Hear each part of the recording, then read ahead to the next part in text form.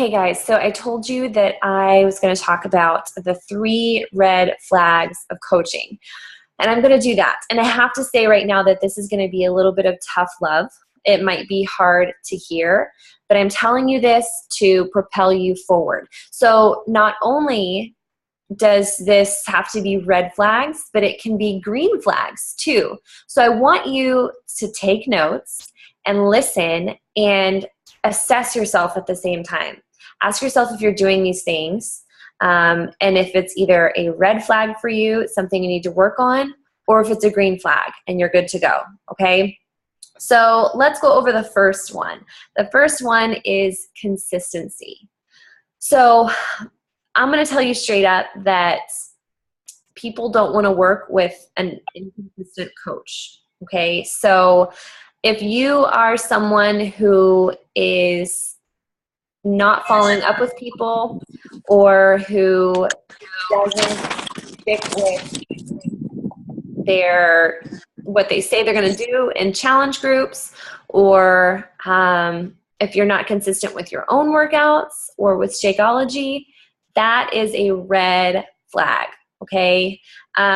So you want to make sure that you're consistent, because if you are running challenge groups, if you are running a team of coaches and you expect them to be consistent and get great results and have success, then you have to show up every day, okay? Consistency is number 1.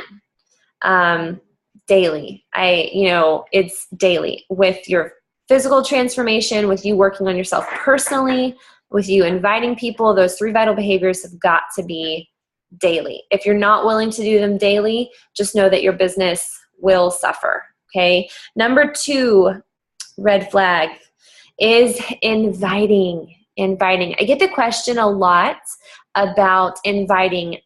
So lots of times people have a challenge group starting, and the week before they will invite tons of people. But then the challenge group will start, and then the rest of the month or for a few weeks, they won't talk to people. They won't invite new people. They won't expand their reach. That is a red flag, because you don't want it to be a scramble besides your first challenge group. Your first challenge group is different because you're a new coach and you're just starting out, right? But after you start that first challenge group, it's like momentum builds, and you should be in constant invite mode all the time. So it's not just when you're starting a challenge group. It's not just when we have the sneak peek going. You should be constantly inviting people to join you in what you're doing. Don't think just because you sell a challenge pack to somebody that means that you have to have a challenge group starting tomorrow. There's so many ways that you can work with people one-on-one until that next challenge group starts, okay? Or roll them into your challenge group that's going on, okay? So inviting at least 2 people a day, starting conversations and talking to people about what you're doing, at least 2 people a day. If you're shooting for diamond or beyond, it needs to be 3 to 5 people a day for sure. Yes, it's something that needs to be done daily. So in other words, it's not like every Sunday you're going to invite 10 people and then the rest of the week you don't invite.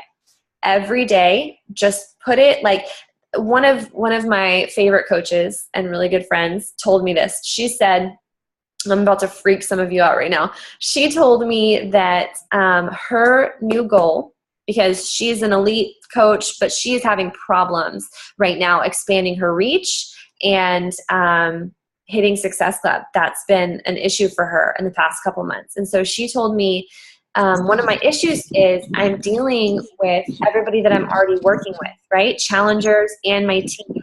And I'm not inviting new people. I'm not spending the time that I need to inviting. So she's made up a rule for herself that she will answer no questions from anybody that's on her team or that she's working with already until she invites her 3 people for the day. I love that. So if you're struggling with inviting new people every day, whether it's 2, 5, however many people, make up some sort of rule like that for yourself. So if you don't have a team yet or a big challenge group going on yet that's taking up a lot of your time, find something in your day where you're like, okay, I cannot do this. Maybe it's your workout. Maybe it's drinking technology. Whatever it is, find something in your day where you're going to say, I am not going to do this until I get my 2 invites done or until I get my 5 invites done, whatever it is. I promise you it will make you do it because it'll be like in the forefront of your mind until it's done. Okay, so inviting. If you're not inviting daily, that's a red flag. Red flag. Okay, the last red flag is a thin skin. So I love when new coaches get to that point. This sounds horrible, but I love when new coaches get to that point and they're like, this is hard. And it's true. It's very, very true. And you're going to find in some ways it gets easier and in some ways it just gets harder because coaching is hard. It is the most joyful opportunity that I've ever had in my life, but it's definitely hard. Building a team is hard. Dealing with a lot of different people is hard. Inviting people and hearing no is hard. Keeping people motivated is hard. You're going to deal with so many different personalities and so many different issues with people that they're going through. And really, you're kind of like a therapist at the same time as you're a coach helping people with their physical transformation. You're also helping them mentally and spiritually and on a lot of different levels. So know at the end of the day that none of this is about you. And that's hard to kind of grasp at first because so many of our recognition points are around us, right? Reaching a new rank, winning Success Club, whatever you do in your business, you get recognized for. And so it kind of, the perspective is like it's all about you and what you do. Not at all. You will go further in your business as a coach if doing absolutely nothing about you. So with that, you have to have a thick skin. You cannot have a thin skin or you will not last as a coach. When, somebody is negative in the challenge group or when somebody asks you 1,000 questions before they commit to buying their challenge pack or when you hear no more than you hear yes, you've got to remember that none of it's personal. You're doing what you're supposed to be doing, sharing your story and inviting people and being there for your team and for your groups. Okay, so know that it's going to take a thick skin. If you've got a thin skin, tell yourself right now to work on it, okay, and to work on finding a positive in every situation. How can I help this person? Maybe they're frustrated. Maybe they don't get what I'm trying to explain to them. How can I take a step back out of the situation, not get caught up in anything personal, and help them? Okay, and in turn, you'll be helping yourself at the same time. So those 3 things, guys, that's it. Consistency, inviting, and thin skin. If you're struggling with one of those things, it's a red flag. Make sure that you're focusing on pushing past those obstacles. Okay. Last thing I want to end with is coach training and the Destination Diamond mentorship. So I know that 99% of y'all have been through coach training.